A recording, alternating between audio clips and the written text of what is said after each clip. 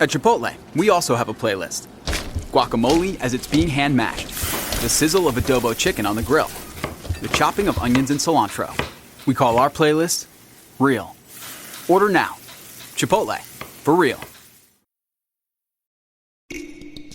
Get lost in the acoustic brilliance of 3D audio that surrounds you.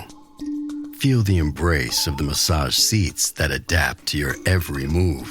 Experience the warmth of a vehicle that welcomes you as you approach. We could tell you what makes a Lincoln SUV so extraordinary, but don't take our word for it. Take it on a test drive at the Lincoln Summer Invitation with exclusive offers on now, only at your local Lincoln retailer. Members are getting even more from the DSR network.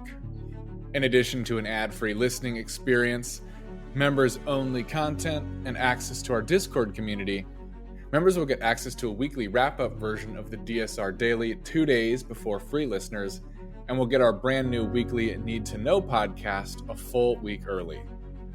To become a member and get access to great content before anyone else, head to the dsrnetwork.com/buy and enter code DSR2025 for a special 40% discount on sign-up. That's code DSR2025 at the dsrnetwork.com/buy.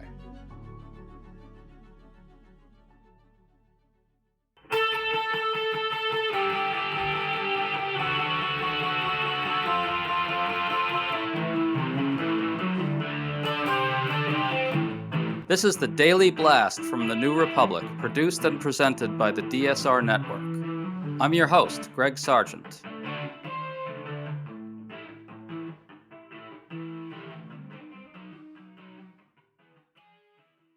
We're in the middle of a split-screen moment right now. On one screen, Trump's bullying, threats of retribution, and use of law enforcement against immigrants are ramping up in every way. This is supposed to make Trump look fearsome and strong. And indeed, his top allies are going full North Korea with the obsequious praise of him right now.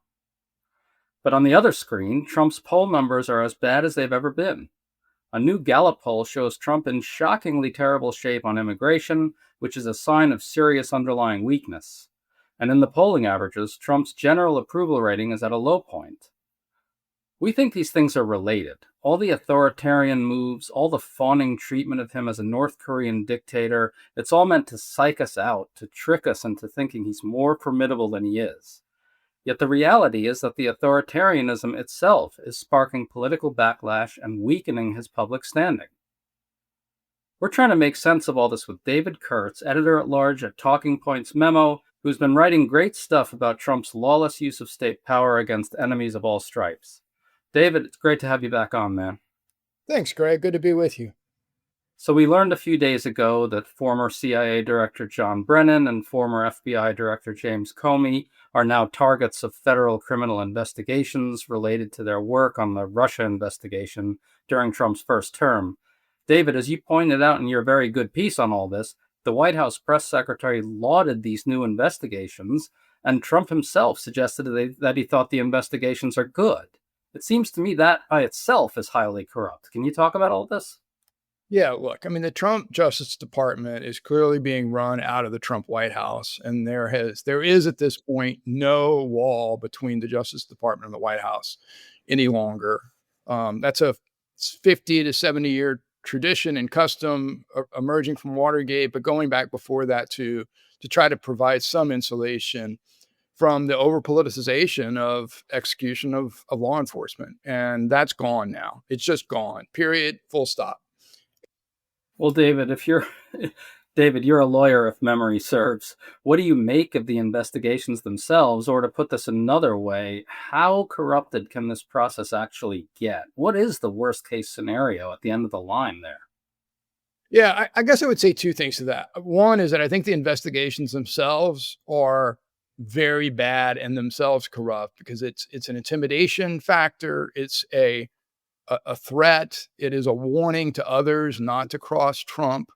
It is a notice to officials in the government now and former officials of what can happen to you if you don't toe the line. And that is all in and of itself bad, toxic, undemocratic and runs against the grain of the rule of law. It can get worse, right? If there are actual charges brought that are bogus, as I expect they would be, if there are cases brought that just don't meet the normal standards, and I don't know how they would meet the normal standards these days, right? It's all broken down at justice, and so anything that comes out of these investigations needs to be looked at with a high degree of skepticism, and it almost needs to be proven to be legit. And I don't even know how they would do that, right? I mean, all the mechanisms that you would have in place, all the checks and balances, all the professionalism and soberness and careful application of prosecutorial discretion,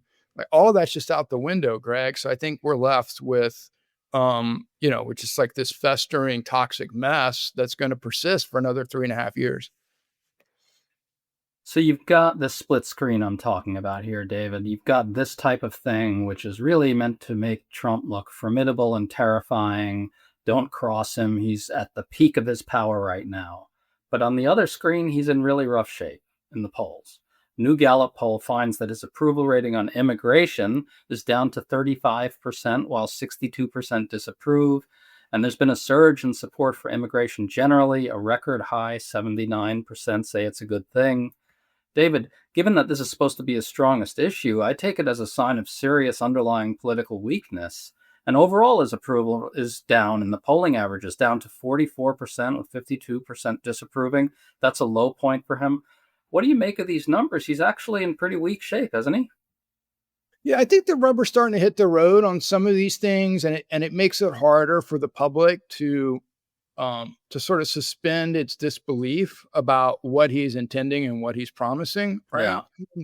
I think it's easy to sort of make pariahs of immigrants and undocumented people and people of color, and in the abstract, in sort of the mass communication authoritarian mode that he's in, people respond to that. But then, and in their own minds, it's like, well, he's just talking about the worst of the worst. He's just talking about, criminals. He's just talking about, people that we wouldn't want in our country in the first place, right? But then as they get into the trying to hit their numbers for mass deportations, as they get into the nitty gritty of actually implementing that plan, suddenly it's people that don't seem bad at all. It's people that it's people that you worked with, or it's people that from church, or what have you. And so we've seen sort of anecdotally, but maybe the polling reflects more than just individual anecdotes, that I think people are starting to see what this really means and the full extent of it. And so maybe there's some pullback there, and maybe some retrenchment about what the consequences of all this will really be. Yeah, and I think also this is really not what Trump and Stephen Miller expected to happen. When they started going into Los Angeles with their paramilitary forces and so forth, they really thought the public was going to be on their side on that stuff. And it's clear that that really is one of the things that started the downward spiral for Trump on this issue. Same with Kilmer Abrego Garcia. And that's not what happened. We've actually seen the Abrego Garcia thing play a major role in turning the polls around on this issue against Trump. And to the degree that this is about the authoritarianism, the abuses of power, I think we can actually conclude that that's what's alienating people at this point. These displays of authoritarianism, whether it's threatening Harvard, threatening Comey and Brennan, or renditioning migrants off to gulags in El Salvador. What do you make of it all?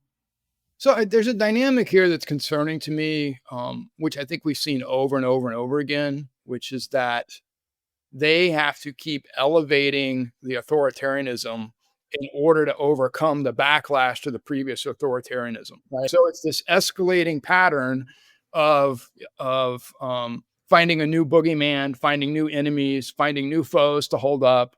I'm worried that we're just on this continuing escalating scale over time. And each time they go up, more lawlessness occurs, more norms are eroded, and we just kind of keep going down this very dangerous path. It's such a fascinating dynamic you point to there, and we're actually seeing a really good example of it right now. As I mentioned, he's spiraling in the polls on immigration, and yet their response is to ramp up the paramilitary displays in Los Angeles, Right now, they're absolutely off the charts. You've seen the imagery of all sorts of paramilitary equipment on the ground, Trump forces attired in every type of paramilitary garb you can imagine. Stephen Miller just went out on Fox News and said some really sick things. In one case, he said Los Angeles and California are in the middle of an insurrection against the government. That's meant to shock us, right? To scare us into thinking Trump is on the verge of invoking the Insurrection Act. The anti-immigrant propaganda just keeps ratcheting up and up and up as his poll numbers go down, down, down. That's the dynamic you're talking about, right?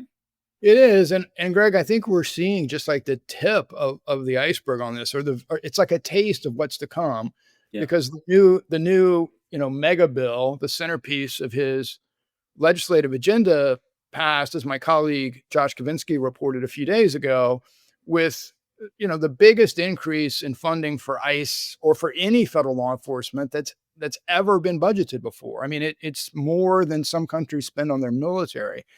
We look back to the war on terror, the war on drugs. Like, these are things that have huge long-term societal consequences. They morph and sort of deform the law and deform sort of our priorities, both politically, socially, economically, in ways that take decades and generations to reverse. So I think we're on the cusp of a new sort of era here that is deeply disturbing. Yes, I think we're on the cusp of a level of transformation that rivals what happened after September 11th with the ramping up of the war on terror, which people may not remember this, but had immensely destabilizing effects domestically as well. Unlike the war on terror, which had 9/11 as a predicate, or the war on drugs, which actually had a bit, of a drug epidemic happening that we overreacted and responded to. This is largely an invention of a worldview that sees people of color and migrants as below human and as worth holding up as targets for everyone else, right? An us versus them psychology that they have largely invented, and that makes the whole thing more troubling. I agree, David. It strikes me that there's a level of unreality to this transformation that's about to happen that's even greater than the one after 9/11. And old timers like us who lived through the Bush era know how bad that was. I try to explain this to people. People don't know, who didn't live through it while being politically conscious. They're not really aware of how deeply in the grip of war fever and Islamophobia this country was after 9/11. I want to say one optimistic thing, though. What we are not seeing right now is a kind of retake of the mania that gripped the public during the Bush years. And I think that's a positive. Like I said, the Islamophobia, the war on terror stuff, September 11th was an immensely traumatic event, as everybody knows. But what Stephen Miller and Trump are trying to do now is recreate that trauma by talking about the migrant invasion, and the public's not going for it. I have not seen anything as encouraging lately as the sudden shift against them on these issues. They thought they could do anything with their propaganda. The public could just be manipulated with great ease, they thought. And it's not happening. I think that's positive. Yeah, I hadn't thought about it that way, to be honest, but you're right in that the political pressure that opponents of Bush felt during that period to fall in line was so great that many of them did, right? And there was a real capitulation on the Democratic side. I know many people see what's happening now as a similar capitulation, but and maybe in the early days in February, that was more of I think a live concern. But I do think that it's almost, we talk about split screen earlier, but I really do think there are two separate audiences for what he's doing. I'm not an original commentator on this point, and that the appeal that he has to his base and the people that voted for him and that continue to support him is energized by a lot of what he's doing, but it is not capturing sort of what we might think of in the old days as across the aisle in the way that it has before. On Friday, Trump visited Texas amid the horrific flooding there. Obviously, that's a profound tragedy. It's awful what's happening with all the children dying there. His top allies, though, they gushed over him during this visit in the most absurd ways imaginable. First, listen to Homeland Security Secretary Kristi Noem. Your heart is evident for the people of Texas. And by you coming here and spending the day and taking the time to spend so much time with the families, I've spoken with many of them over the last several days, and they're so grateful for you that not only are you here to come and walk alongside of them, but to spend time with them. And now listen to Texas Governor Greg Abbott. Your commitment to Texas, I know you love Texas, and Texas loves you. We appreciate you showing up, and because of your swift and effective response, we're better positioned to deliver on all those commitments than ever before. Thank you, Governor. That's very nice. Thank you. Yeah, David, that's not at all normal. At times of natural disaster, particularly when it's this horrific, so many lives lost, children's lives lost. Presidents don't typically expect such worshipful propaganda, do they? What's going on here? Isn't it a continuation of this combination of the slide into authoritarianism and the simultaneous continual weakening of Trump's political standing?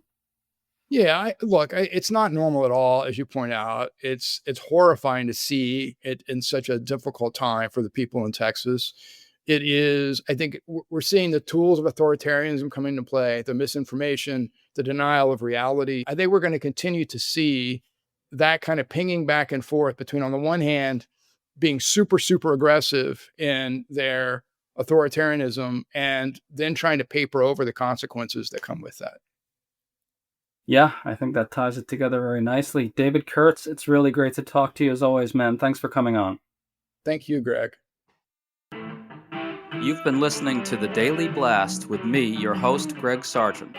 The Daily Blast is a New Republic podcast and is produced by Riley Fessler and the DSR Network.